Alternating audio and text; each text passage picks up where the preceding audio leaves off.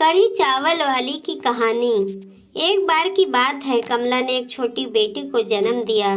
तभी उसकी सास मधु बोली, सब नसीब की बात है बहू, तेरे से तो अच्छी बड़ी बहू है। उसने पहले बच्चे के रूप में लड़के को जन्म दिया है। एक तरफ तू है जिसने लड़की को जन्म दिया, किस्मत ही फूट गई सच में। तभी कमला बोलती है, बस कीजिए माँ जी। अरे अभी भी आप लड़का लड़की में फर्क करती हैं।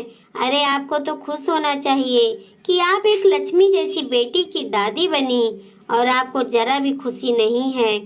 अगर बेटियां नहीं होंगी तो आपकी ये बेटे कहाँ से आएंगे। मधु हमेशा कमला को इसी तरह से ताने दिया करती थी, लेकिन वो अपनी सास को जवाब नहीं दे पाती थी, जिसका उसकी सास नाजायज फायदा उठाया करती थी।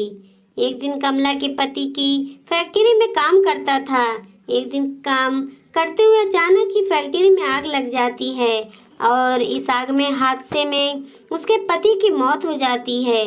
तो ये खबर जैसे उसकी सास को पता चलती है तो वह सदमे में पहुंच जाती है। तभी मधु बोलती है, मेरा किया होगा, मेरा तो बड़ा लड़का है, मैं तो अपने बेटे के साथ काट लूंगी। अगर कमला अपनी बेटी को लेकर कहाँ जाएगी, भरी जवानी में विधवा बना दिया, और यह इसकी बेटी कहाँ रहेगी। तभी कमला बोलती है, सब फैक्ट्री में आग लगना ये दुर्घटना थी, इससे मेरी बेटी का क्या लेना देना हो सकता है।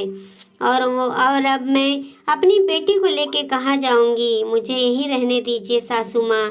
तभी कमला प्रेम पति को याद करके रोने लगती है और अपनी बेटी पूजा से बोलती है, तुम चिंता मत करना मेरी बच्ची, तू इस घर की लक्ष्मी है। चाहे कुछ भी बोले तेरी माँ हमेशा तेरे साथ है। देखना, तुझे पढ़ा लिखा कर तेरे बेटे से बेहतर बनाऊंगी मैं, तब तेरी दादी को पता चलेगा लड़का लड़की सब एक समान होते हैं। सास बोलती है, हाय कैसी उल्टा बहू है, अपनी बेटी को मेरे पोते से ज्यादा पढ़ाने लिखाने के सपने देख रही है। अरे तेरी इस मनोज बेटी के कदम पड़ते ही मेरे बेटी की जान ले गई। कमला गुस्से से अपनी जबान संभाल के बात कर, अगर आपको ये लगता है ना तो मैं यहाँ से लेकर अभी चली जाती हूँ। मैं अपनी बेटी की परवरिश ऐसे घर में बिल्कुल नहीं कर सकती जहाँ लड़कों से ज्यादा मान जाए। अरे यहाँ जा, 2 दिन में धक्के खाते हुए मेरी चौखट पे ही वापस आकर नाक रगड़ेगी तू।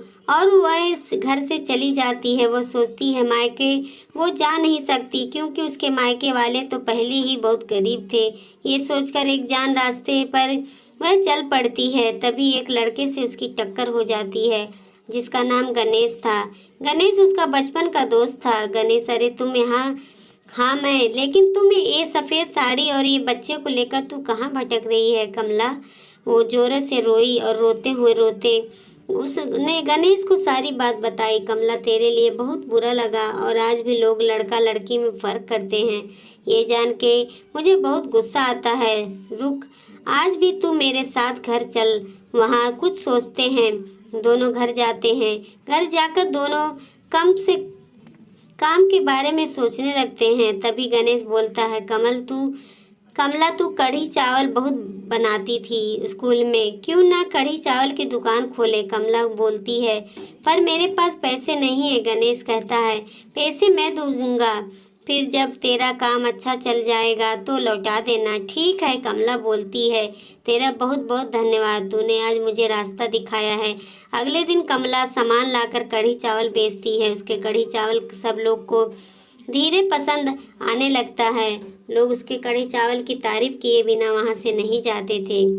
कुछ दिन में कमला ने गणेश के पैसे भी वापस कर दिए और अपने एक बड़ी दुकान भी कर ली, और अपनी बेटी को खूब पढ़ाया, और उसकी बेटी ने पूरा जिला टॉप कर नौकरी पर लग गई। कमला बहुत खुश हुई और मिठाई लेकर अपनी सास के घर गई और बोली, सासू माँ लो, तुम्हारी पोती ने टॉप किया है और उसकी नौकरी भी लग गई, मिठाई खाओ। मधु की आंखों में आंसू आ गए और कमला को गले लगाकर बोली, बहू मुझे माफ़ कर दे, मैंने तुझे गलत समझा, तू बहुत बहादुर है, तूने ये सिद्ध कर दिया है कि बेटी बेटे से कम नहीं होती। वीडियो अच्छी लगी तो लाइक सब्सक्राइब जरूर करें। देखते रहिए सुषमा मोटिवेशनल स्टोरी।